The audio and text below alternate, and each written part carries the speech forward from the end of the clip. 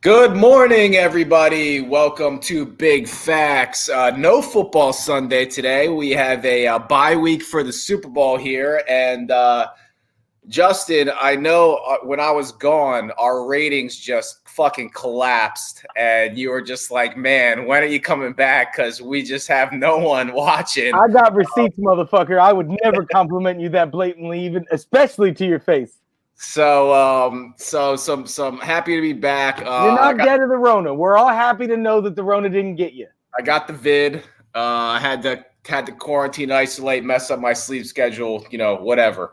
But we're back. So last night, Adam Schefter broke some news, and we knew Stafford and the Lions had agreed to part ways. We knew that in all likelihood he would get traded before the Super Bowl. But I don't even think I remember seeing the Rams on the radar for a trade like this. So break this down for me. What happened with this trade? Who won? Who lost? Well, I think the win and loss is really clear, and I know that we're going to argue about it. So I'll save that for the last part. I didn't see L.A. tied to Matt Stafford, but we did know that we were assuming Jared Goff would be on the open market. So the Rams have been openly, I don't want to say looking for a replacement to Goff, but if they could have improved, they would have improved. Yeah. I don't want to say that they didn't improve. I think Matt Stafford reminds me so much of Carson Palmer. I mean, I feel like that this arc that we're on, this could be what it is. This is Carson Palmer's Arizona. Uh-huh. He's gonna make the playoffs a couple times, might make a little bit of noise, might make a championship game, but probably not the Super Bowl. I don't want to say Stafford can't be that, but I'm sorry, man. Matt Stafford is not good enough to equate 2 first-round draft picks and a third-round pick. That is fucking mind-blowing. I don't understand that a little bit. It doesn't make any sense to me at all. So that's first of all, phenomenal comparison because we knew Carson Palmer, and we've had old NFL players, ex-teammates say, listen, if this dude wasn't on the Bengals for the majority of his career, we would be talking about him as probably a top 10 guy ever, maybe. Like, he was Right. that good. I agree with you. I don't quite think Stafford is on the level of Carson Palmer. That being said, I've seen so many careers get destroyed by the Detroit Lions that people have had to retire early to avoid A, ruining their careers, B, ruining their bodies, and C, ruining the overall reputation they have around the NFL. Calvin Johnson retired early and was never able to go anywhere and showcase what he could really do on a good team. Barry Sanders is the obvious example of this, who probably would hold every single rushing record ever if he had just played another 5 or 6 years. And realistically, if he had just played another couple years behind somewhat of a decent O-line, he'd probably still be up there with just about anybody at maybe 33, 34 years old if he wanted to retire at that point. Matt Stafford is consistently one of the league leaders in passing yards. He turns the ball over. So we talked about this with Tua. So let me put this in perspective. I'm not going in the direction to gas up Tua. All right. They've had to, guys like Burrow and Justin Herbert have been given a franchise, and their coach has been like, you have elite arm talent. I need you to go win me games because our defense isn't that good. Our weapons aren't that great. Our offensive line's not that great. So go win me the football game. Throw the ball 40, 50 times. Matt Stafford's been doing that for the better part of a decade. Now he's in a position where he gets to go to a Rams team that were confused about their quarterback situation. They didn't even know who was going to be starting for them next year. And the reason that they had to unload Jared Goff is to make the money work because they both have these mega contracts. So the trade, actually, the swap and the picks makes sense to me. The Rams felt, and this is why they made the trade, the Rams felt like they were a pure, no questions about it, this is my quarterback guy, away from getting to something like a conference championship and having the opportunity to compete for a Super Bowl. First of all, I like the Rams, but I disagree. I don't know, other than the Kansas City Chiefs, if they lose Patrick Mahomes, maybe the New Orleans Saints.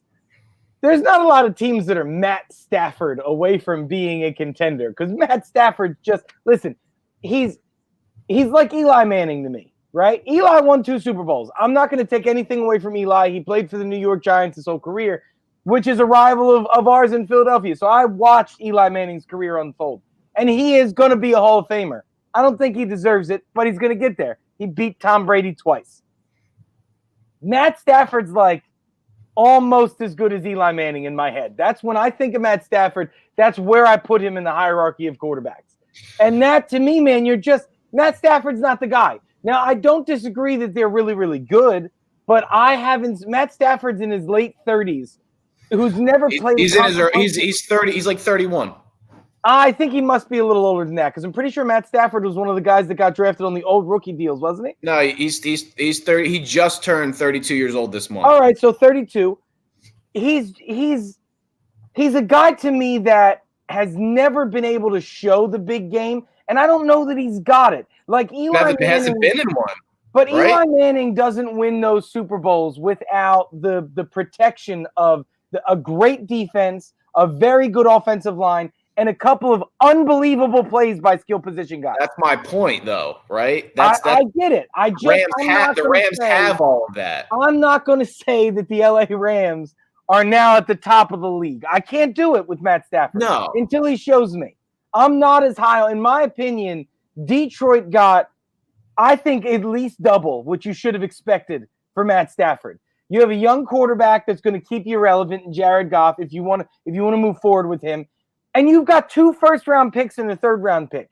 You can basically relay the foundation of your franchise by getting rid of Matt Stafford, which I think is a win. I think Detroit won and the Rams lost.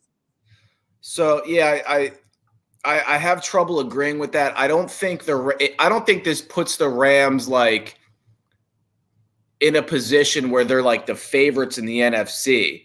But if you're Sean McVay and you're as good as a coach as you are, and you're having trouble getting Jared Goff or your backups, and you just paid him a lot of money, by the way, to follow what looks like a complex system where if it was just executed properly, you would have one of the top offenses. Justin, we were talking about this for a while. We would not pick the Rams for weeks because we watched them and Jared Goff. We were like, Jared Goff is a train wreck sometimes. And, you're never going to get that with Matt Stafford. So if he's able to go in there, throw 30 to 35 passes, sit and rely on his defense a little bit, and then he has the Cooper Kupps, the Robert Woods, a good offensive line, decent tight ends. I mean, this is a guy that when his career is said and done, he's going to be up there in the top 10 in passing yards, in touchdowns. His touchdown to interception ratio is really good. And by the way, since 2011, he's played every single game of the season except for last year where he got injured and played 8. So the guy, he fights through injuries. He plays 16 games. I think this is a huge upgrade for the Rams. And when we talk about plug and play, like which team could Matt Stafford have gone to that's an instant Super Bowl contender, I disagree with that too. And I don't put Rams at the top of the NFC. They would have to have a top 3 defense, in my opinion, like they did last year to even get there. But we were talking about Matt Stafford going to the Colts and them being able to compete with the top teams in the league if he went there. Yeah, but I mean, that's what I mean. It's the Colts, it's the Chiefs, and maybe it's the Saints. There's not a lot of teams. There's 2 or 3 teams where Matt Stafford makes the difference. Like if Matt Stafford goes to the Patriots, right, and he has Bill Belichick as a guy that's coaching up that team, they're going to be really good. But I don't think they're Super Bowl contenders. Well, do you think Bill Belichick's a better quarterbac's coach than Sean McVay is? I know he's a better coach. It has anything to do with quarterback's coach, bro. Listen to me. Tom Brady is an elite level athlete. We see that now. In his head, he is one of the smartest players to ever play this game. We can see that. That's what it is. But Bill Belichick creates a culture and an environment that gets the best out of everyone. So, I mean, it's the reason why Cam Newton's going to get another contract. Cam Newton doesn't deserve another contract, but he's going to get one because that's what Bill Belichick's system does get. I don't disagree with you that Sean McVay's offense is going to be better for Matt Stafford than what Bill Belichick's would be. But that's why Bill Belichick has a legitimate offensive coordinator. That's recognizing your strength and delegating. I just don't think that the Rams, like I look at, let me ask you this. Do you think the Rams have a better shot beating Green Bay now than before? Yes. Really?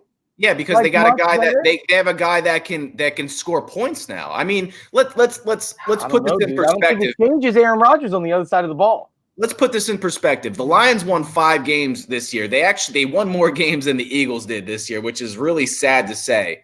Can you name anybody that played for the Lions this year on the offensive side of the football, Justin? I can't, bro.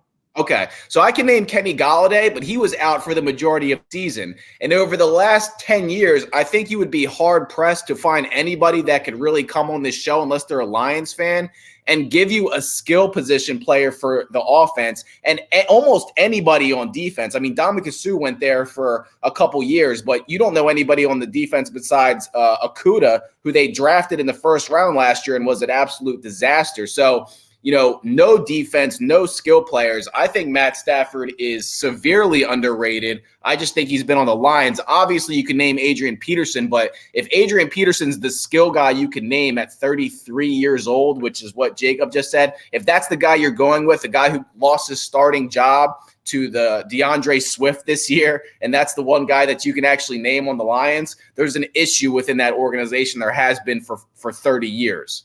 So I think it's a big upgrade for the LA Rams, and I think they are going to be able to compete with teams in the NFC. Let's move on, because I know you actually might love to watch Eagles press conferences more than anybody I know. You call me after the majority of them after you watch them. People are telling me this isn't a big deal, Justin. I want to get your thoughts on this. From a team that went 4-11-1 last year and needs just kind of a lift from their coach and their supporting staff, Nick Sirianni stumbled through his press conference like a fourth grader trying to explain a dream that he had last night. What did you make of the Eagles' presser with Nick Sirianni? Should I be concerned that he was unable to go in there and command the Philadelphia media? Bro, listen, if that wasn't the problem, wasn't he didn't command the Philadelphia media. We can't start making up shit that didn't happen. It wasn't his lack of command in the room.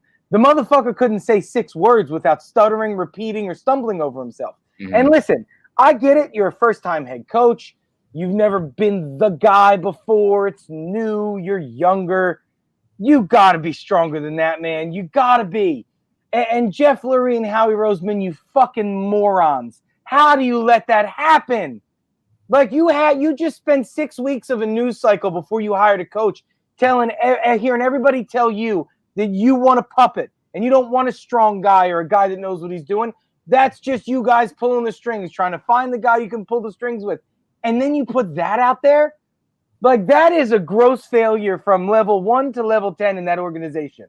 When it comes to should you be concerned, your concern makes sense. I feel like if you don't have the ability to be confident in front of a room full of suits who are just basically recording what you say to type it, if you can't hold yourself confident there, how the fuck you going to do it in a room full of 6'5", 250-pound athletes that could probably kill you? Yeah. Like, if you can't, yes, that concern makes sense. Does it matter? I don't know, man. We have a new OC. We have a new passing game coordinator. We have a new defensive coordinator. Our coordinators are the youngest coordinators in the league. It's a brand new staff. This shit could work. It might be crazy enough to work. I just feel like this is eerily reminiscent of Chip Kelly. Eerily reminiscent of a fresh start and a new way and a new voice and some new eyes. And it just doesn't seem good, dude. It doesn't seem good. And I feel like when the draft comes, they're going to fuck up this draft pick. And that is just crushing for me to think about, because I don't give a fuck about Carson Wentz or Jalen Hurts or fucking whoever our quarterback is next season. I care about getting a draft pick right. I care about building this team the right way.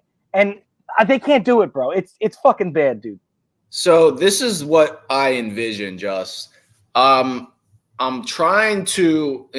Everybody's telling me this is not a big deal as a fan.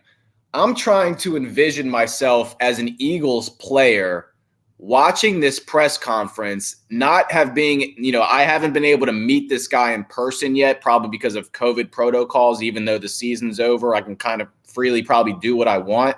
But I'm imagining Carson Wentz sitting at home watching the Eagles hire someone under the Frank Reich tree and trying to answer questions from the Philadelphia media and stumbling through them and being like, really, guys, this is who you guys brought in to coach me. And I think we understand butterflies and speaking in front of people more than anybody. We do this on a regular basis. And I'm not trying to compare the level of what everybody that does this should be able to do it at a high level. That's not the way it works. You don't have to be great at speaking to the media, but I think you need to be at least confident enough in what you have to say, what your scheme is, and the fact that you've been doing this for a long time. Be confident enough to be able to put together sentences. And listen, man, here's what the problem is, right? This felt like, to me, I don't know if you agree with this because you got the Rona and we didn't get to talk a whole lot around this hire. I feel like this was a fire drill hire. They probably gave a call to Eric Bieniemy, and Eric Bieniemy probably wants nothing to do with this fucking dumpster fire because Doug Peterson, his predecessor of the job he holds now, just got the fucking axe here.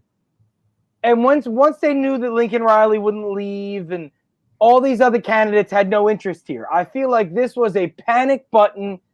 Just get this guy here and get him out there. There was no preparation. And this guy does not have real conviction in his own opinions because he's never been asked to be the guy. So now he's got to feign this confidence in his choices and his opinions that he doesn't have. He's never had to do it, and I don't think he expects. Why did we have to wait 9 days to get the press conference? That's some of the shit that people don't talk about or recognize. We waited a week and a half for a reason, and it's because they had to prep this guy. And the scariest part is that was how this guy was prepped. That was prepped Nick Sirianni. It's just, dude, it's another thing in the list of the last, 10 years since Andy Reid left. Since the last couple of years of Andy until now, it's another step in the what the fuck is going on here, guys, direction. That's what they do. Yeah, they have guys in the front office that their jobs are to prep guys to answer questions at a press conference. Or like, at least if you're just giving, like if Nick is going out there and not even initially answering questions, just giving his core values and what he's going to do with the team, that's something he's rehearsed 30 times before he went out there. And if he didn't, it shows kind of a lack of care. And I don't think that was the case. I just think he was so goddamn nervous that he couldn't put a sentence together. And that does concern me because he's going to have to go put sentences together in front of 53 men every single week for 17 weeks during all this. You have an old veteran roster here, dude. Brandon Graham's not a babe. Fletcher Cox been around a long time. Jason Kelsey, if he comes back. Lane Johnson. You've got a real war room of veterans on this team. Yeah. They're not going to fucking listen to that guy, man. But, like, you mean if Lane Johnson goes out and saying that his muscles rebound from all the fucking steroids he's done, Lane Johnson comes back out and sees something happening in a game that Sirianni's not adjusting for, tries to play out of and plays into, Lane Johnson and Carson Wentz or Jay, who gives a fuck who the quarterback is, they're going to check out his offenses, and they're going to look like shit because this is the problem with not having a coach that commands respect. I have no problem with Nick Sirianni as the head coach. Somebody needs to explain to me why there wasn't a Wade Phillips or a Jim Caldwell brought into the staff. It doesn't make sense. You need some form of stability. And if you're going to try to convince me as the Eagles franchise that that's Jeff Lurie and Howie Roseman, they're the guys that have been there and won a Super Bowl, fuck you. I don't want it. I'm not interested. It's not going to be a good product. Yeah, we were waiting for change, and it looks even worse because, again, 3 coaches in 7 years. And I think the biggest problem with this too, Justin, is, you've had instability within the organization for a decade. I know you want. I know we won a Super Bowl. I know we've made the playoffs. But as far as coaching, as far as roster, as far as draft picks, as far as quarterbacks, as far as the moves the GMs made, you've had a little bit of instability, and someone's supposed to come in and try to fit these pieces and glue everybody together. And that was about as big as a disaster as you can expect for anyone giving, that type of press conference. So it does concern me. I don't think I'm overreacting, but we'll see how this plays out. So real quick, before we move on to basketball, because we do have to talk about the Sixers, I want to talk about the Lakers. I want to talk about MVP frontrunners, all of that good stuff. Do you have any teams that you think are just going to come out of nowhere, kind of the way that this happened with Matt Stafford, with Deshaun Watson? Do you think he's even going to get traded? What do you think he's worth based on what the Rams gave up? Well, I mean, what we've been hearing for Deshaun Watson, I think, is legitimate. We've been hearing 3 or 4 first-round draft picks. That's what we've been hearing. So I think that market is still there. The Stafford deal makes sense. There's not another guy other than Carson Wentz. What other quarterback right now is looking to get traded? Aaron Rodgers might talk shit, but he's not making them trade him. Yeah. So I think if 2 first-round draft picks get you the above-average, good franchise quarterback of Matt Stafford, 4 probably get you the elite guy. Now, obviously, it's going to include a player like Jared Goff was for Matt Stafford. I think the only logical destination is Miami. My only fear is that people listen to me throughout the regular season, which I know that I don't know if you're going to say it out loud yet, and I'll give you some time if you don't want to say it, but I'll say it for you. Tua Tagovailoa is not a good quarterback. Tagovailoa. He's not a good quarterback. He's not a franchise quarterback. He's not even going to be as good as Lamar Jackson, and Lamar Jackson is on the bottom tier of starting quarterbacks right now. So I don't know if the book is out on Tua the way I've read it, if the person that you're trying to trade with sees that, if Houston sees that, I don't think you have enough in Miami. I think that is what becomes the problem. Now, you also look at Indianapolis, and Indianapolis has some young guys. See, look, Jacob understands. Tua's not it. I've been saying it for weeks, Jacob. I've said it for months. I've said it since the beginning. Aaron needed convincing, but he finally came on the rational side of the fence. You look at Indianapolis, who has nice young pieces on the defense, and they'll be able to give up whatever picks it does take. But how much of their team are they willing to sacrifice? Because Jacoby Brissett's not going to be a guy that gets you back Deshaun Watson plus the picks. You're going to need to give more. So I think right now, today, Miami is still the most logical destination. I don't know that it will happen. Deshaun Watson's going to get out of Houston one way or another. Come hell or high water, he will get out of Houston. I just don't know where that team is. I mean, think about a team like Tennessee as like a sleeper. You got Ryan Tannehill, who proved to be a good quarterback. Yeah, they're not doing that. But Ryan Tannehill and 4 first-round draft picks, that probably woos Houston. But that would be the type of team that you'd need to look for. A team that like you would not expect. I think that's all that's left. We know what everybody else has. Now, the other one I saw very recently, I think I saw it Saturday morning, Jacksonville trading the first overall pick. So Houston gets Trevor Lawrence and Jacksonville gets Deshaun Watson. And that one to me seems pretty legitimate. I think you could probably only have to send 1 or 2 first-round draft picks to get the Deshaun Watson or the number 1, and all they have to do is draft swaps. So, I mean, I think that and Miami are the only 2 logical destinations where I don't see another team that A, needs or B, has what it takes. Yeah, I agree with that. I know there's a lot of people talking about the Jets, and I also know that Deshaun Watson, for whatever reason, has a preference to go to the Jets. I don't understand that. I know he likes their coaching hire. I know it's New York. It's technically North Jersey. And I know they have the pick to get there. The Trevor Lawrence thing, Jacksonville would get probably crucified if they traded that number 1 pick by the media. Doesn't mean it's not going to work out. I don't agree with you. I don't think you understand how high the value of Deshaun Watson is. I'm not. I know when you take what you know versus what the potential is. You always do that. I do that 100 times out of 100 times. I'm not saying I wouldn't.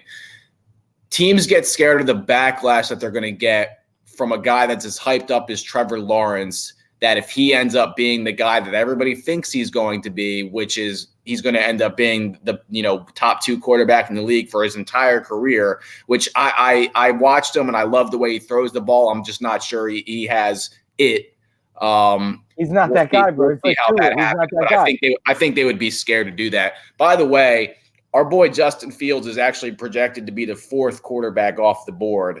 The kid from BYU and Trey Lance are both projected to go ahead of him. So he's actually potentially supposed to fall to the Lions. And now that takes the Lions out of the sweepstakes because I don't think they're going to give Jared Goff the money that they're giving Jared Goff in his contract and also take a quarterback in the 1st round when they have so many needs at every position that it doesn't make sense. Really, dude, from now until the draft, this is Detroit. The Detroit Lions have one thing to figure out, and is can Jared Goff be our quarterback? That's the only thing they have to figure out. If Jared Goff can be their quarterback and you can use those picks to build around Jared Goff, that's the direction you got to go. If Jared Goff's not the guy, you have to get the guy. It's hard to imagine that he's going to be the guy under a defensive coach and Dan Campbell in his first year and be better than he was under Sean McVay, who is a great offensive mind. So let's take a 2-minute break and we will talk about the Sixers and go into some NBA stuff. Sixers sitting atop of the East. We'll be right back. We'll be right back.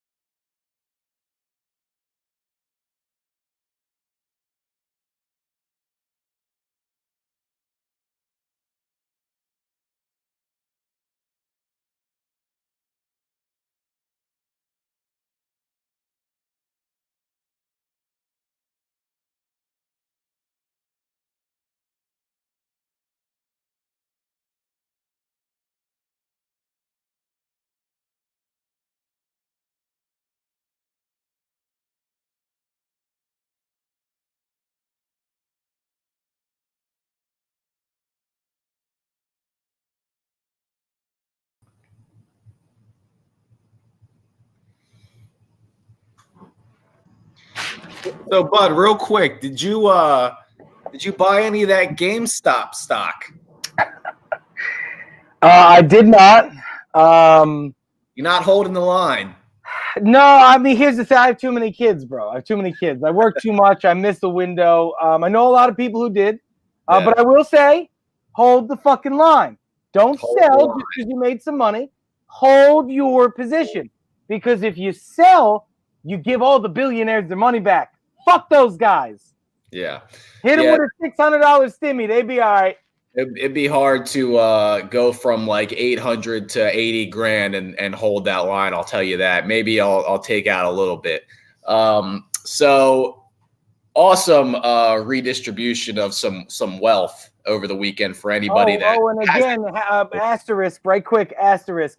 Look up short-term gain taxes before you start counting your money. But go ahead. Yeah, so little transfer of money. And by the way, the New York Mets owner is a partner in the firm that lost all of that money. So the Mets are having an interesting offseason. They had to fire their GM for sending dick pics. and then their owner lost a couple $2 billion in his firm. But they're still out there spending money, Just. It's going to be an interesting baseball season. The Phillies spending money too, though, man. Phillies have started to spend some money, and we'll start getting into some baseball in the next couple episodes as well. DD's back. JT's back. It's going to be a good season. Don't know how they pulled that off. Don't know why JT wanted to do that after all of that back and forth, but we'll talk about that. So, Sixers, and we're a quarter way through the season, and realistically, there's probably 2 or 3 guys in the league right now that have started to make their case for MVP. It's not Luka. It's not Dame. It's not Steph. It is 3 guys, in my opinion. You have LeBron James, who's probably the front runner right now. You have Joel Embiid, who I would argue is second. You have Kevin Durant, who's probably third right now. Sixers sitting atop of the East. Lakers lost 2 games. We're sitting atop of the West. Sixers and Lakers played the other night. The Lakers were on a 10-game win streak on the road, and the Sixers were 9-1 at home. Sixers had a lead, a big lead, for a good portion of that game. Almost lost it at the end, but our guy, who we loved the first 3 games of the season and wanted to sign him to a 10-year contract after the first 3 games, Tobias Harris. Every Sixers fan loved Tobias Harris after the first 3 games of the season. Not really. They wanted to trade him. Hits the game-winning shot with 3 seconds left. Sixers end up winning the game. What do you make of the Sixers? Was that a big game in January for them? How are they looking to you, Just? Well, I think the Sixers win the East. I don't think there's any doubt about that now. I'm going to go back to the beginning of your point and tell you how wrong and why your MVP ladder is. First of all, if you ask 10 people, 9 of them would tell you Joel Embiid is the front runner right now. 9 out of 10 would tell you that. And it's because LeBron James gets hate. I wouldn't argue you LeBron James versus Joel Embiid. To be completely honest with you, if the season ended today, I'd be all right with either of those guys winning. But Joel Embiid is the front runner for the MVP. He's going to be the guy that led the first seed of the East to at least the second or third round of the playoffs, because Doc's here and we have a real coach now. Hopefully to an NBA championship, but we won't count chickens yet. While averaging 32 probably by the end of the season. I mean, he's averaged 37, I think, the last couple of games. He's just unbelievable. I think anytime you play the favorite of the league, it's a big game. I don't care if it's in January or if it's the third game of the season or third to last. I think it's always a big game.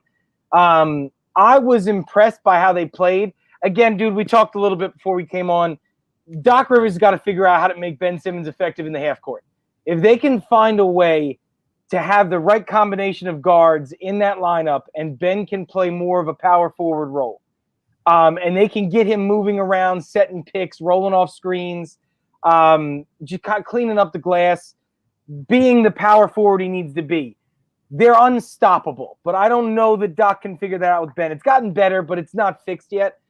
I think that they're the number 1 seed in the East, bro. I don't see anything out of Brooklyn that I like. I think they're worse now than they were before. They're second in the East now. I don't care. Watch how they play basketball. It doesn't matter to me. It doesn't matter to me where you end up. When I watch 3 primary ball handlers play on the same team, it's not entertaining, and they run into a shitload of issue. They don't defend well. The Nets have a ton of fucking problems. I think that the East is for the Sixers to lose this season. Now, that could get better going forward. Who knows? Kyrie could get traded this offseason. Who the fuck knows what could happen? So many things could. Toronto could get better and sign somebody big. There's a lot of shit that could happen. This year is the Sixers' year that if they reach their potential, they might be able to lift a trophy this year. Yeah, they're the deepest team in the East. And I don't think that's questionable. And I think they do lose a lot when Joel's not on the floor. So, you have to just hope and pray that for the majority of this season, Joel can stay healthy and continue to play 38 to 42 minutes a game. He's averaging 28 and 11 right now, I believe. The Brooklyn, I can't still just sit here and count Brooklyn Nets. And one of the reasons, we talked about this before the season. I told you that I thought Kevin Durant would be one of the leading scorers in the league because his game is not reliant on his athleticism. Now, watching Kevin Durant, he's averaging 30 and a half a game right now. He's the second leading scorer, I think, behind Bradley Beal. He actually hasn't lost any athleticism, which I'm surprised about. He looks as good as he did pre-injury, and it's kind of crazy to me. He's just as fast. He's just as quick. He's jumping just as well. So to think that a team with Kevin and James Harden, and I'm not even going to mention, Kyrie. He gives you one thing on one side of the basketball, and he's elite at it, but that's all he gives you. James Harden's the playmaker there. Kevin Durant's the scorer. I think you still have to watch out for Brooklyn. They're a game and a half back. Milwaukee's now playing a little bit better. But what I saw in the Lakers game a couple nights ago. I think it was the first or second quarter. I think it was the first quarter. Marc Gasol starts for the Lakers right now, and Marc Gasol actually used to give Embiid fits when he played with Toronto. Embiid had a lot of trouble with Marc Gasol's size and finesse. Back-to-back possessions, he got fouled by Marc Gasol. Marc Gasol could not contain him. They put Anthony Davis on him. He scored on Anthony Davis, and then he went around and got fouled by Trez. So they had 3 different guys on him with different heights, different athleticism, different wingspan. Joel is so aggressive this year, and he's not sitting outside at the three-point line really at any points in the game either. When he needs a little bit of break, sometimes he'll sit at the top of the key, but that's because he's doing a lot more work than he's been the last couple seasons. He was dominating everybody. And then when he went out when he hurt his back. LeBron James gave him a little push under the rim, and he came back in, and he was pretty much just as good. And you could tell he was in a little bit of pain. He was just very aggressive. It's fascinating to watch, Justin, because Anthony Davis has won Defensive Player of the Year several times. I think Marc Gasol has won. Trez is a 6th Man of the Year, and he's All-NBA first or second team. And neither of them could do anything with Joel Embiid. And that was just impressive. I mean, these are not good defensive players. I know Marc Gasol is older, but all 3 of them are great defensive players. And he was easily dominating them. Joel Embiid is the most dominant center since Shaquille O'Neal. I don't think there's been another one in between that has been as dominant as Joe is. Now, the problem is consistency. That's what it's been over the course of the last 5 years, right? It's injuries, rest days, or whatever the minute restrictions, whatever the fuck they call everything that they've held him out on. But this season, he's been 100% consistent. I have not seen one game where I saw him and went, come on, Joe, give it more. He's given it everything he can. He's, like you said, very aggressive. And he can be so aggressive because he's so fucking good, dude. Like, he's like Hakeem Olajuwon met Shaquille O'Neal, bro. He is. He's got footwork. He's got an unfucking beatable fadeaway from 8 feet. I mean, he does. He has so much finesse, like Hakeem did. But also, when he wants to fucking go at you, it doesn't matter if you're Anthony Davis Defensive Player of the Year. He's going at you and he's going to score. It's why I do it again. That's why I said you ask 10 people, 9 are going to say Joel Embiid's the MVP so far. He's just so much fucking fun to watch, dude. He has made basketball so much fun. And then watching all the other guys, I mean, watching the energy that Ty Maxey comes out with, whether he has a great game or a bad game, he's just 100% all the time. Watching Danny Green catch stride and hit 3 threes in a row is so much fucking fun. I remember that San Antonio days watching Danny Green just catch fire. Seth Curry's having fun. I mean, dude, I got told, I don't remember if it was you. I think it was you told me we should expect maybe a little rust from Seth Curry the first game he came back. And I think he wound up shooting like 8 for 11 from the floor, something stupid. Mm-hmm. They're just, this team's so much fun, bro. Ben Simmons is the question mark. And he's been better. Don't take away, I don't want to take away the last 5. The last 5 games, he has figured out how to be a more effective basketball player.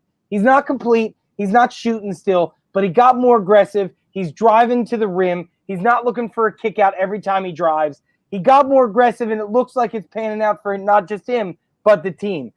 It's moving forward, but I don't believe it's figured out. That is the X factor. If you find a way to make Ben Simmons effective in the half court, this team is unstoppable, bro. Nobody can match up with this team.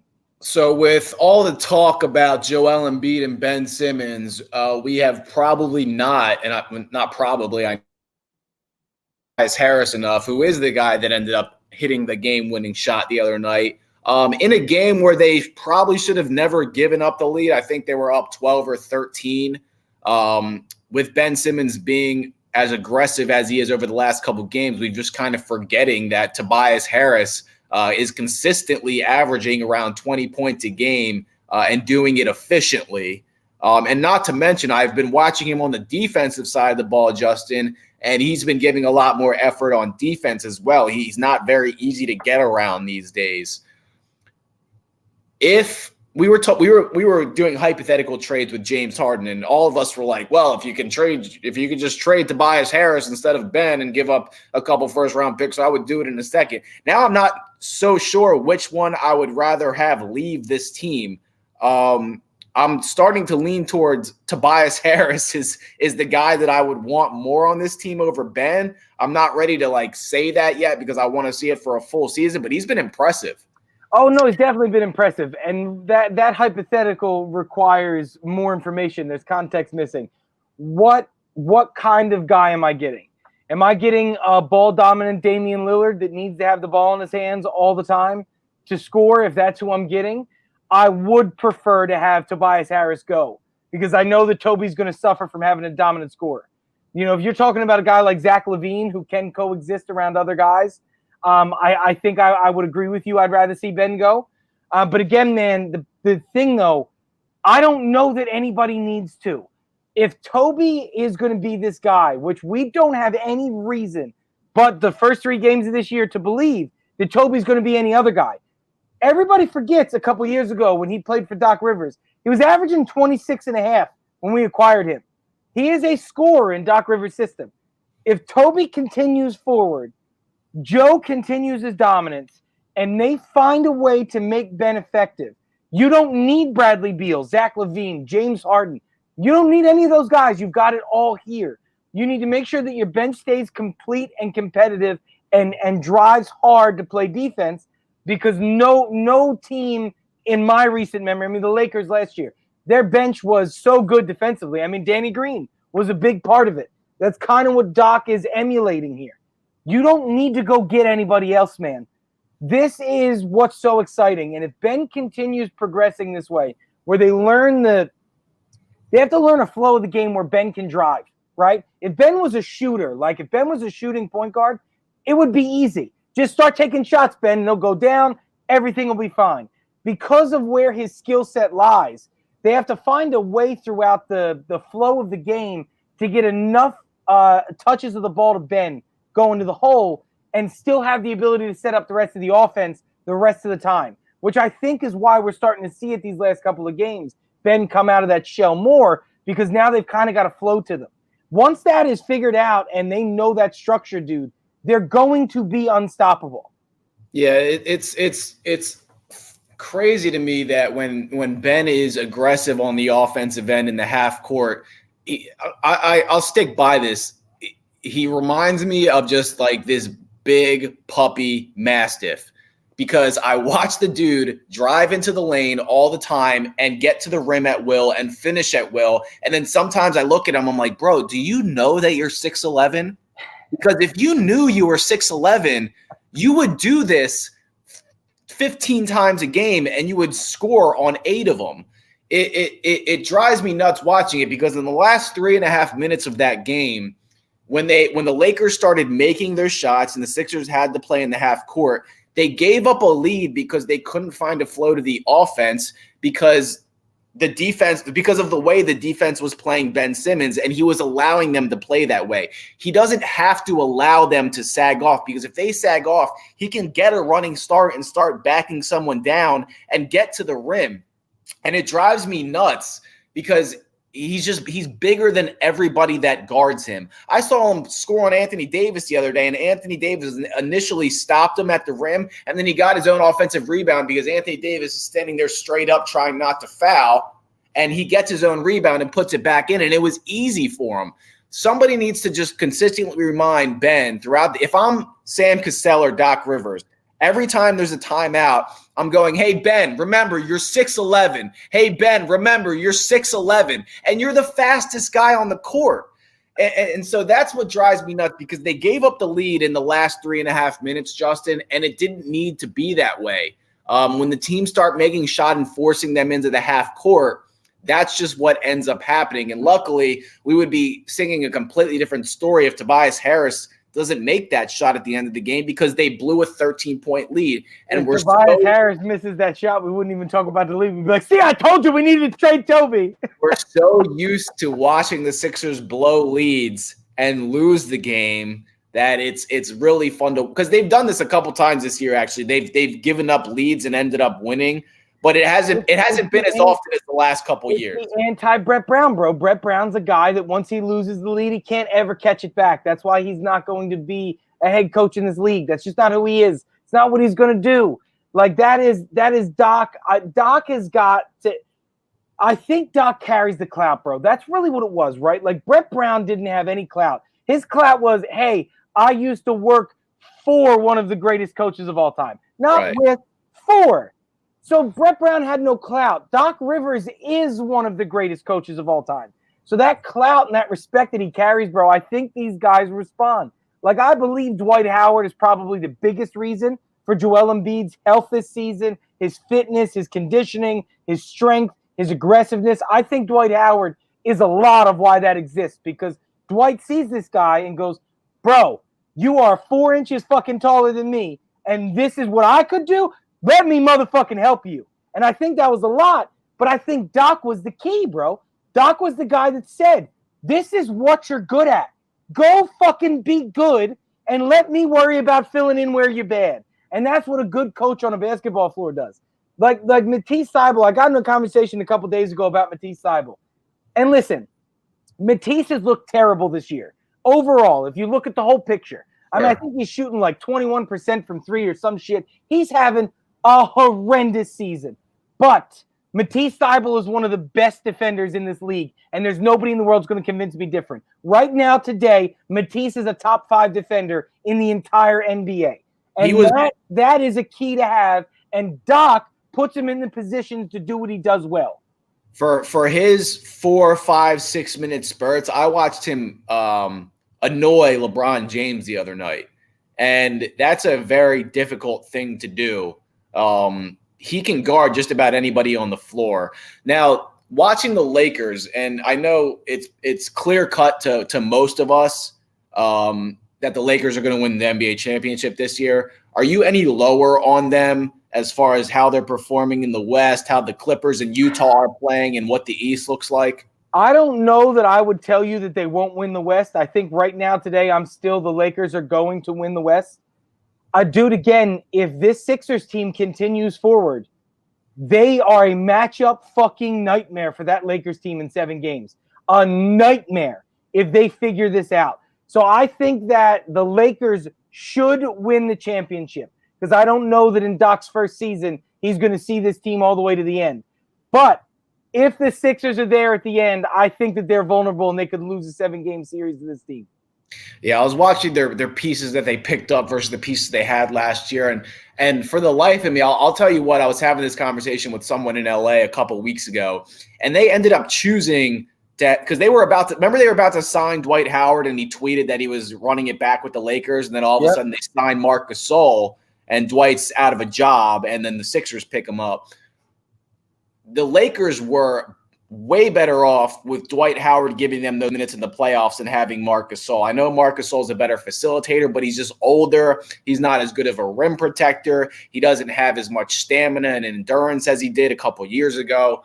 But well, no, the reason they brought Marc Gasol is because he's a stretch 5. He's a shooting option for leaving the lane open for Anthony Davis and LeBron. And they're still the second-ranked defense in the league right now, but that's also includes the addition of Dennis Schroeder and Harrell. Now, I watched Dennis Schroeder for almost 3 quarters, and I was wondering why they didn't make the adjustment the other night. Did you watch the Lakers game? I did. Dennis Schroeder was torching Danny Green for 3 quarters of that game, and for whatever reason, they weren't having someone else switch on to them. And Danny Green's not a bad defender. He was just too slow for Dennis Schroeder. He was burning. Yeah, Danny Green is not the guy. Like this is, I think Ty Maxey is who they're going to have come the end of this season. I think Danny Green today will be Ty Maxey because you need a guy with athleticism to go up against guys like Dennis Schroeder. Like you've got to have a guy that's fast enough, and it's not a knock on Danny Green. I mean, Danny Green can guard Kevin Love fine, I'm pretty sure. Danny Green could guard slower like a Joe Ingles. Danny Green could probably give you a good shot on Kevin Durant because athleticism is not Kevin Durant's primary scoring option. Sure. Danny Green's just he's too old, bro. Like he can't. Even when he was younger, I thought about this when you called me the other day and we talked about this. Thinking back to Spurs Danny Green, which I guess you would call his prime. I mean, he's not a guy that's ever been like oh, this guy's in his prime. Last year's in San Antonio and the year he had in Toronto, basically. Right. Even then, he's never been an athlete. Like, that's not who Danny Green's been since he was drafted into the league. So I don't know how Frank Vogel didn't take advantage. I mean, I like to believe that the reason why Doc didn't adjust is because Frank Vogel did not take advantage. I would have adjusted anyway and gotten him off of Dennis Schroeder. He could have had 35 points. Bro, Dennis Schroeder, I'm going to tell you something, man. There's a reason why that cat was 6th Man of the Year candidate the last 4 years. Dennis Schroeder's a fucking great basketball player, dude. He reminds me of the world of, like, Detroit Pistons Derrick Rose.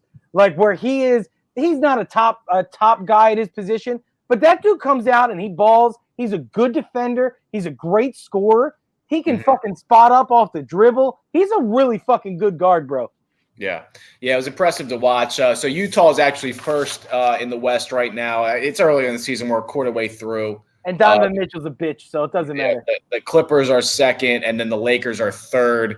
The Sixers are right now around the 10 mark as far as team defense goes. I think they're a little bit better. I think that statistic is, you can rank team defense, but the Sixers, for the most part, do a really good job. The way the team's constructed, I still think they're going to end up not with the top seed, probably second or third. That's just what I've seen over the last couple of years, but I'm hoping that I'm wrong and they do finish first. We have about 5 minutes left. Do you have any closing thoughts on the NFL, on the Eagles? And actually, why don't we do this, Justin? Because we're only going to get one or two more episodes. Spaghetti-O. Super Bowl. This is probably, in my opinion, the best Super Bowl story, the best storyline that we've had in a decade. We have the guy who is undeniably the GOAT versus the guy that everyone's projecting to be the guy that beat the GOAT. Yeah. So the Chiefs have looked in this postseason as dominant as any team I can remember going through their conference. They remind me a little bit of, and actually Coward made this point, and I was actually thinking about this point because this is a perfect setup, and I'll give him credit for it. I was thinking about it, but he said it. The Bucs remind me of the New York Giants with that D-line and a stable quarterback and some just a good defense going against the New England Patriots in 2007 when they had Randy Moss and were putting up those crazy numbers. And it's funny because the roles are going to be reversed, but you have this dominant offense who's wiping everybody clean against this really good Tampa Bay defense with good defensive ends. And by the way, Kansas City is missing both of their starting tackles going up against JPP and who's the other defensive end on the Bucs. I'm losing his name right now. He's actually better than JPP is. Just say that you're picking the Bucs. I'm not picking the Bucs. I'm picking the Chiefs. All right, so listen, let's talk about this. Okay. Jacob, I hate to call you out. You've been so much fun a part of this show, buddy. You're fucking wrong, and let me explain to you why. If you watch the Kansas City Chiefs in their last game, there was one thing that was evident to anybody who knows about the game of football, and that was that for the last 17 weeks, Kansas City has just played with their opponents like a cat with a ball of yarn. They are the fucking greatest team I've ever seen assembled in any sport in my lifetime. Patrick Mahomes is so good. Tyreek Hill is so good. Mecole Hardman, Clyde Edwards-Helaire. That team is so fucking good. Tom Brady would literally need to pull the greatest performance of his career in his first year with a new team with no camaraderie between them, trying to figure out how to basically beat David striking down Goliath. I hate to break it to everyone. If this story were to pan out in the fairy tale, it's next season. It's not this season. And I know that hurts people's feelings because Tom Brady was going to win the Super Bowl in his home stadium for the first time ever. Tom Brady's already the greatest of all time. He doesn't need to do anything more. If he loses to Patrick Mahomes, it does not make him less great. He went to a new city and brought them to a Super Bowl. in year one with no offseason. He's the GOAT. Patrick Mahomes' time is now. Tom Brady is going to fucking demolish Tom Brady. They are going to send him home crying. Bet the house on that. Tom Brady stuck his head when he was a free agent, bud. He stuck his head out the free agent window. He was sitting here with the Patriots, and he went, "Who wants to go to the Super Bowl? You." I've never seen anything like it. I got to give him credit. Whoa! We've seen it. This is LeBron James. Yeah, that's exactly what I was about to say. So everybody's like, well, if he didn't have Bill Belichick, if he wasn't on the Patriots, blah, blah, blah. And everybody's going to bring up, well, he went to a stacked team with stacked weapons. It's okay. Well, that stacked team had a guy that threw for 5,000 yards and 30 touchdowns last year, and they were 8-8. So and also threw 31 interceptions to go along with I understood. They knew that if they could get a smart guy that didn't turn the football over, they would have a good record. By the way, they just snuck into the playoffs. Hey, I want to shoot this one in real quick to you about the Tampa Bay Buccaneers. If Tom Brady wins this city a Super Bowl, are you ready for the question? Is Bruce Arians the worst head coach to ever win a Super Bowl? I'd have to think, but probably not. I think there's worse guys that have won Super Bowls than Bruce Arians. Jacob, listen, bro. I'm going to speak on behalf of Aaron. We will invite you on to the show because we can do that. If you're right, if the Bucks win, I'll commit to this. This is how confident I am, and then Aaron can answer. I will commit. If the Chiefs do not win the Super Bowl, I will bring you on. You'll be our guest, and you can talk as much shit as you want for the entire hour that we're on. But if we win, you have to come on here with a bag over your head in complete silence and let us wreck you for your take. Shit. Deal I or don't have it down here anymore. Deal or no deal? Yeah, deal or no deal, Jacob. The ball is in your court. Bag on your head. The ball is in your court. Letting us go for 5 minutes. So, listen, man. Tom Brady is the GOAT. He is LeBron James. Closing thoughts. I had something and it just left me. Bruce Arians. Deal. Jacob, you're on, buddy. So right now, in my opinion, John Gruden is probably the worst. Yes, write something on the bag. We'll tell you. Me and Aaron will put our heads together and we'll tell you what to write. I was thinking about Gruden. Gruden's the worst coach to win a Super Bowl, in my opinion, right? I think Bruce Arians is a worse coach than John Gruden. So, ergo, ipso facto, if Bruce Arians wins the Super Bowl, that motherfucker's the worst head coach to ever win the Super Bowl. So I can only go over the last 20 years because I started watching football and not quite understanding it in the mid to late 90s when I was like 7 to 10 years old. So I kind of remember most coaches from 2000 till now. So I'm going to have to go back and look. Off the top of my head, I'm not sure. But I might have to give you that one. It's obvious the mark that Brady has left on the coaches on this team, and the fact that he coaches his guys when he's on the field, maybe even a little more than Bruce Arians does, but it's still Bruce Arians' offense. You have to give Tom Brady all the credit in the world, and Bruce Arians even said it. He said it in post. Remember at the beginning of the year, Just, when everybody was like, Bruce Arians and Tom Brady don't get along, and Bruce Arians calls out Tom Brady all the time, and I don't know who he thinks he is, and Tom Brady's yelling at his – Tom Brady's in the Super Bowl again. And it doesn't. None of that matters. Winning cures everything. So, Godwin, Evans, they're not going to have the same team next year. By the way, Godwin's going to be a free agent. He's going to take more money to go somewhere else. Antonio's probably going to come back on a friendly deal because nobody's going to want him. And it seems like the only here's another thing we don't even talk about. Nobody wanted to touch Antonio Brown. Nobody wanted to touch the only team and the only quarterback that could have brought Antonio Brown in and leveled him out was Tom Brady and obviously Bruce Arians. We got to give Bruce a little bit of credit here for allowing Tom to be Tom, as he says. But at the same time, Tom Brady's obviously coaching in a way that LeBron James coaches his guys on the basketball court. Hey, no bullying in the comments. Everybody calm down. All right. Yeah, bro, I'm with you. I'm with you. Closing thoughts. Everybody in our area, brace for the snowstorm. Don't buy up the whole motherfucking grocery store. The snow will be gone in a couple of days. Everyone calm down. Cinnamon Hitler lost his lawyers and might be going to jail. It's a good fucking weekend. That's all I have for you, buddy. Chiefs by 9. Oh, man. I'll reevaluate that as we get closer. You are confident, sir. They're running over everybody. That's all we got. Big facts. Every streaming platform will be live today and then again on Sunday right before the Super Bowl. Not sure what time we're going live. Tuesday, 10, 11 o'clock, something like that. Yeah, we'll have some more to talk about. Thanks for joining us, and we will see you guys in a couple days. Peace.